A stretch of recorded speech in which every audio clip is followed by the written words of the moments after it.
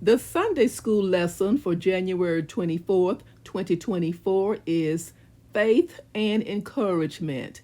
2nd Chronicles chapter 20, verses 13 through 20. Welcome, viewers and subscribers, to my channel, The Backstory and More. I am Audrey. If you are interested in knowing what happens before each Sunday school lesson, you are at the right place.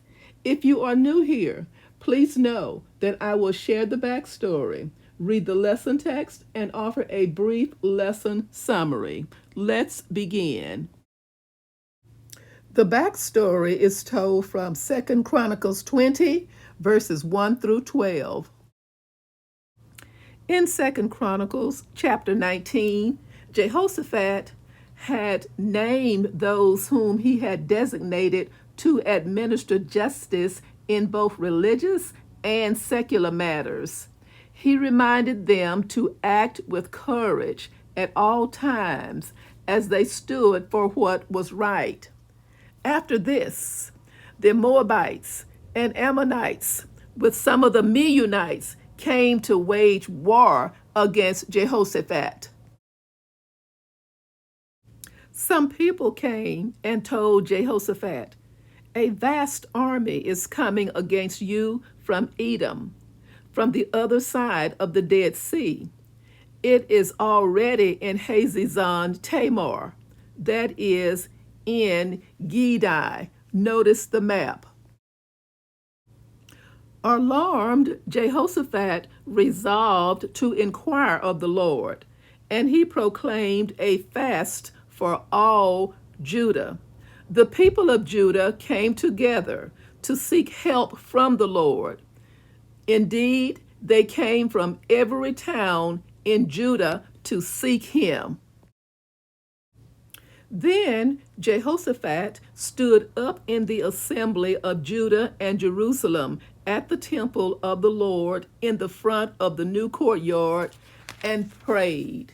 He said, "Lord, the God of our ancestors, are you not the God who is in heaven? You rule over all the kingdoms of the nations.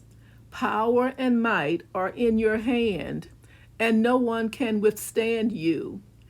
Our God, did you not drive out the inhabitants of this land before your people Israel and give it forever to the descendants of Abraham your friend? They have lived in it and have built in it a sanctuary for your name, saying, 'If calamity comes upon us, whether the sword of judgment or plague or famine, we will stand in your presence before this temple that bears your name and will cry out to you in our distress, and you will hear us and save us.' But now here are men from Ammon, Moab, and Mount Seir, whose territory you would not allow Israel to invade when they came from Egypt. So they turned away from them and did not destroy them. See how they are repaying us by coming to drive us out of the possession you gave us as an inheritance. Our God, will you not judge them? For we have no power to face this vast army that is attacking us. We do not know what to do, but our eyes are on you." Verses 13 through 14. All the men of Judah, with their wives and children and little ones, stood there before the Lord.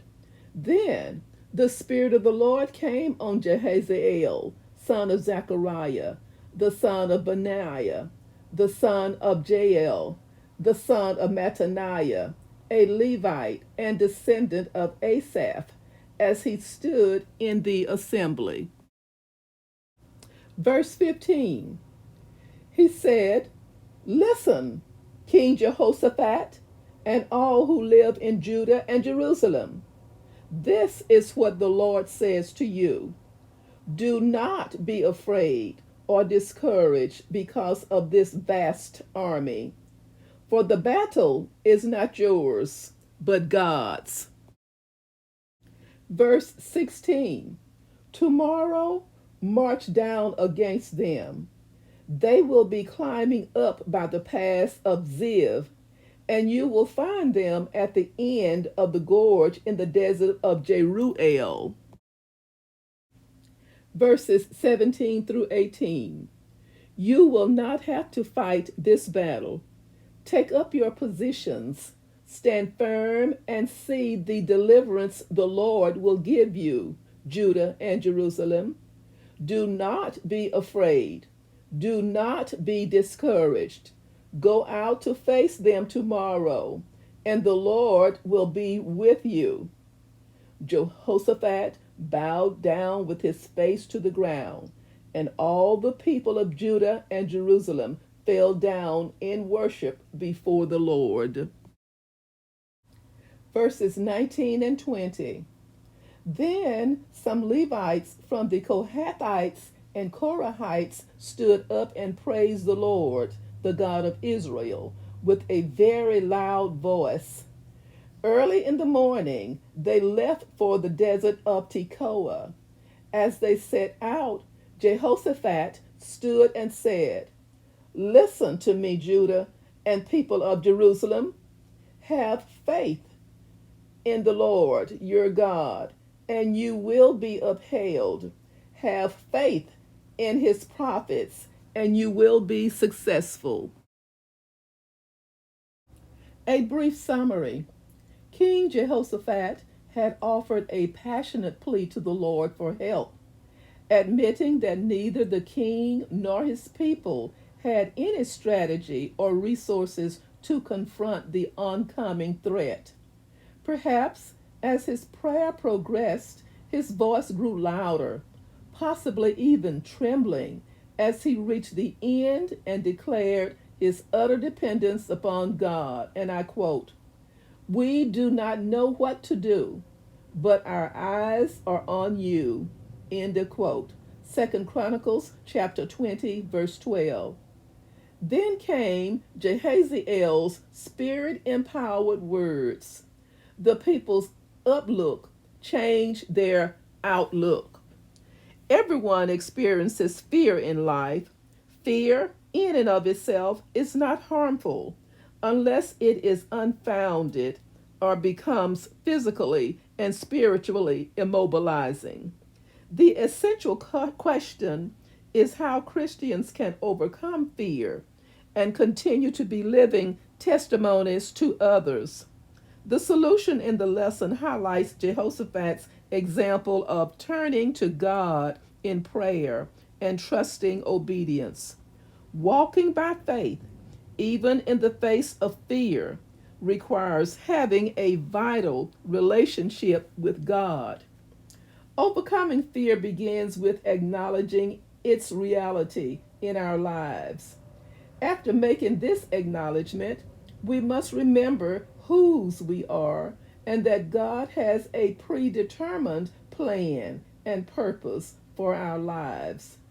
Therefore, we can turn to Him in faith, trusting Him to deliver us from fear's adverse effects. Then we can practice our faith in Him in practical ways to help others overcome their fears. We don't have to look far to discover someone experiencing fear and anxiety.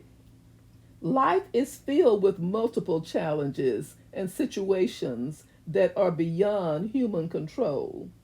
Our overcoming the immobilizing effects of fear involves acknowledging our inability to deliver ourselves, declaring our trust in God, and practicing active obedience to His Word. Thank you so much for watching and listening. Join me soon for the next backstory and more. Stay safe and may God bless.